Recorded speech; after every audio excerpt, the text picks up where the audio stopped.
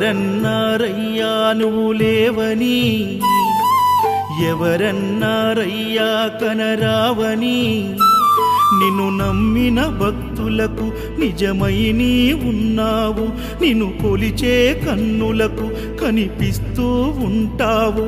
ఎవరేమన్నా అనుకున్నా నిన్ను మరవనయ్యా. శరణమయ్యప్ప స్వామి అయ్యప్ప, శరణాలు మరవలేను విడవలేను అయ్యప్ప.